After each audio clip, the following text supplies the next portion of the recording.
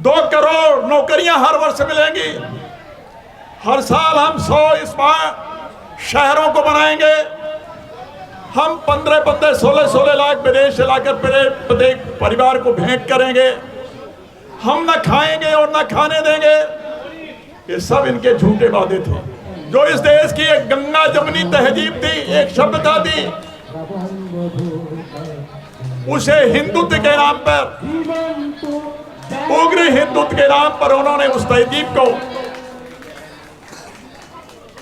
नुकसान पहुंचाने का काम किया, समाज को बांटने का काम किया है और हिंदुत्व के नाम पर उसी पुराने मनवाद को पुनः इस देश में चलाने का काम किया है। जिन्होंने कहा था ना खाऊंगा ना खाने दूंगा, लेकिन इस देश की संपत्ति पर अधिकार किया और इस देश के पूंजीपतियों, उद्योगपतियों को इस देश के पैसे पर अधिकार कराने का कुत्सित प्रयास किया।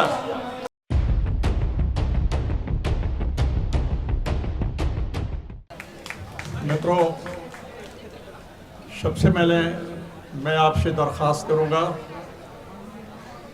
आप कुछ नारे लगा दें अगर हमारे साथ, तो बड़ी कृपा होगी।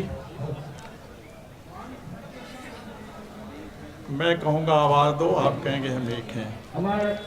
आवाज दो, आवाज दो, आवाज दो। इनकलाब, इनकलाब, इनकलाब। बहुजन समाज, बहुजन समाज, बहुजन समाज। बहुत बहुत धन्यवाद। मित्रों, बहुत ही प्रसिद्ध समाज सेवी, कानूनविद और राजनीति के क्षेत्र में बहुजनों के उन्नयन के लिए अनवरत काम करने वाले आदरणीय डॉक्टर सुरेश माने जी के संयोजकत्व में, उनके नेतृत्व में जो ये विशाल धरना प्रदर्शन में आप सभी मित्र भाई बहन आए हैं, उन सभी का मैं हृदय से अभिनंदन करता हूं, उन सभी का इस्तकबाल करता हूं।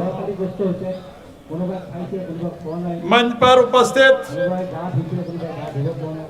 आदरणीय पूर्व सांसद जो हमारे बीच से चले गए, आदरणीय सरानिया साहब, प्रोफेसर मोहम्मद सुलेमान जी, वो भी हमारे बीच से चले गए हैं, बाजू में है, क्षमा चाहता हूं। बहुत दिनों से बहुजनों के लिए काम करने वाले आदरणीय भाई श्री साहब सिंह भैया जी, हमारे कानपुर से पधारे भाई श्री मेजर अमर सिंह चौहान जी, और आज इस कार्यक्रम को एक गति दे रहे हैं, इस मंच का संचालन करने का काम कर रहे हैं, इस बीआरएसपी पार्टी के जो राष्ट्रीय महासचिव हैं और हिमाचल प्रदेश में जो पुलिस विभाग में एक बड़े पद से सेवानिवृत्त हुए आदरणीय पृथ्वीराज जी, और बाकी सभी भाई बहनों,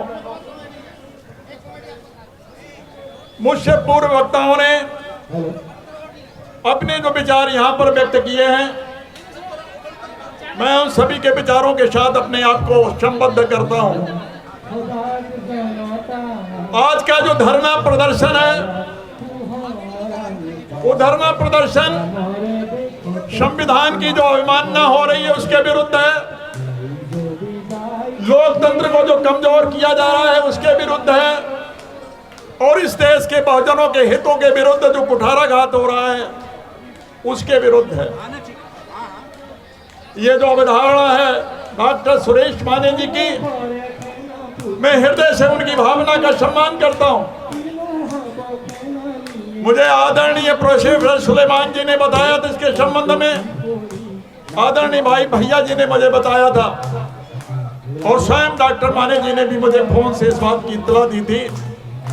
और आज यहाँ आपके बीच में आकर आपके संघर्ष में अपनी आवाज, आपकी आवाज से अपनी आवाज को मिलाने के लिए मुझे जो अवसर प्राप्त हुआ है उसके लिए मैं अपने आप को गौरवान्वित मानता हूं।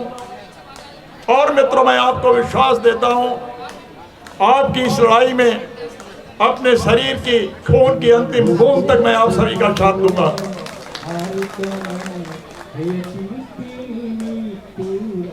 आज दुर्भाग्य से इस देश की सत्ता में जो जिन्होंने कब्जा कर लिया है,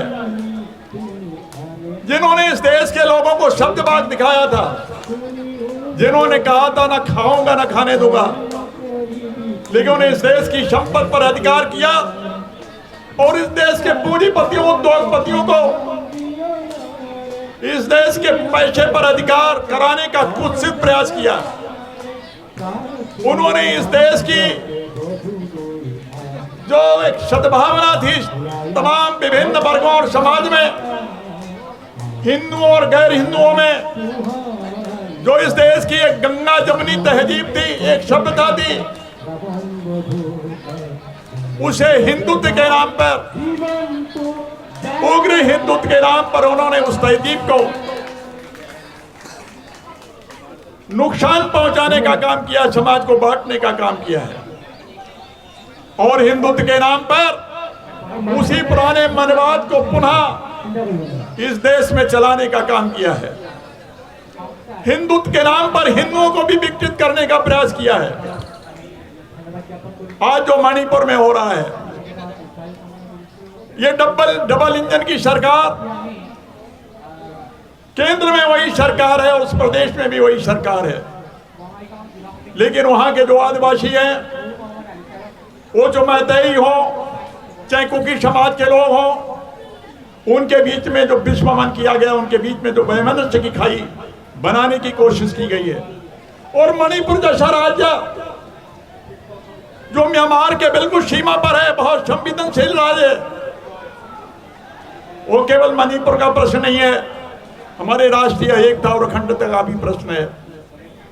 आज जो हमारे 7 सिस्टर, वो 7 हमारे राज्य हैं पूर्वोत्तर में, उन सभी राज्य की जनता के बीच में जो खाई पैदा की है, इसलिए राष्ट्रीय एकता और अखंडता के लिए भी एक खतरा पैदा हो गया है। कहा था हम आएंगे तो देश और हमारे देश की जनता का भला होगा। कितने कितने वादे किए थे, 2 करोड़ नौकरियां हर वर्ष मिलेंगी, हर साल हम 100 स्मार्ट शहरों को बनाएंगे, हम 15-15, 16-16 लाख विदेश से लाकर प्रत्येक परिवार को भेंट करेंगे, हम न खाएंगे और न खाने देंगे। ये सब इनके झूठे वादे थे। मित्रों, जिस तरह से रावण ने सीता का अपहरण करने के लिए एक साधु का वेश बनाया था, उसी तरह से नरेंद्र मोदी ने भी एक सच्ची भारतीय का भेष बनाकर इस लोकतंत्र का अपहरण किया है, इस देश के सत्व का अपहरण किया है, इस देश के संविधान का अपहरण किया है। और ये संविधान जो डॉक्टर भीमराव अंबेडकर की देन है, और बिल्कुल सही कहा था उन्होंने कि ये संविधान अपने आप में कुछ नहीं करने वाला है। अरे संविधान तो जिनके हाथों में होगा, उनकी नीयत पर निर्भर होगा कि संविधान काम करता है कि नहीं करता है, और संविधान से देश का भला होता है कि नहीं होता है। दुर्भाग्य से ये संविधान, इसके संचालन का काम ऐसे लोगों के हाथ में आ गया है कि आज उस संविधान को तोड़ने फोड़ने और कुचलने का प्रयास हो रहा है। जो संवैधानिक संस्थाएं हैं, उन पे कब्जा करने का प्रयास हो रहा है, चाहे वो चुनाव आयोग हो, चाहे दूसरी संस्थाएं हो, यहां तक कि जो सुप्रीम कोर्ट है, उसके भी न्यायाधीशों को धमकाने का काम हो रहा है। आज इस रक्षा कौन करेगा?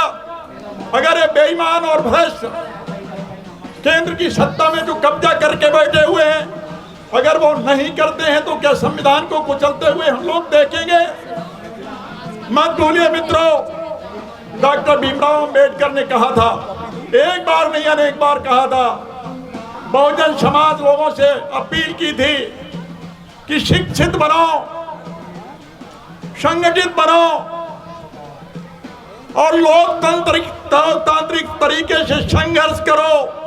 और संघर्ष इसलिए करो कि क्योंकि तुम्हें सत्ता के केंद्रों पे कब्जा करना है, और लोकतांत्रिक तरीके से सत्ता पे इसलिए कब्जा नहीं करना है कि हमें इस देश पर शासन करना है, बल्कि इसलिए करना है कि हमें अपने हक अधिकार जो संविधान में प्रदत्त हैं उन अधिकारों को हम ले सकें और इस संविधान की रक्षा कर सकें। इसलिए मित्रों, मैं चाहता हूं कि एक बार आप इस बात की प्रतिज्ञा करें कि डॉक्टर भीमराव अंबेडकर की जो अपेक्षा थी हमसे, माननीय कांसी राम जी ने जो अभियान चलाया था, उस अभियान को हम शिथिल नहीं होने देंगे, कमजोर नहीं होने देंगे। और जब तक हमारे शरीर में प्राण है, जब तक हमारे शरीर में जान है, हम प्रतिज्ञा करते हैं, हम संघर्ष करते हैं कि हमारे जीते जी रहते संविधान को कोई कचल नहीं पाएगा, बहुजन समाज को कोई गिरा नहीं पाएगा, कमजोर कर नहीं पाएगा। और हम अगर संगठित बने रहेंगे तो आने वाले दिनों में इस दिल्ली की सत्ता आपके हाथों में होगी। मित्रों, इन्हीं शब्दों को कह के मैं एक बार पुनः आपसे निवेदन करता हुआ कि आप सब लोग उठें। आप उठेंगे, प्रचंड शक्ति है आपके पास में, और हमारे लोगों में जो उनके हस्तक बन गए उन्हें पहचानिए। वो भेड़िए, वो बहुजन समाज के नाम पर कलंक हैं, जो प्रत्यक्ष रूप से या अप्रत्यक्ष रूप से आज भारतीय जनता पार्टी को अपनी शक्ति दे रहे हैं, वो इस देश के गद्दार हैं। डॉक्टर भीमराव अंबेडकर को उन्होंने धोखा दिया, उनकी विचारधारा के साथ उन्होंने धोखा दिया है, वो संविधान के साथ में प्रतिघात कर रहे हैं। ऐसे लोगों को पहचानना पड़ेगा। इन्हीं शब्दों के साथ मैं अपनी वाणी को विराम देता हूं। आप सबने हमारी बात को सुना, आप सभी को बहुत बहुत धन्यवाद, बहुत बहुत धन्यवाद।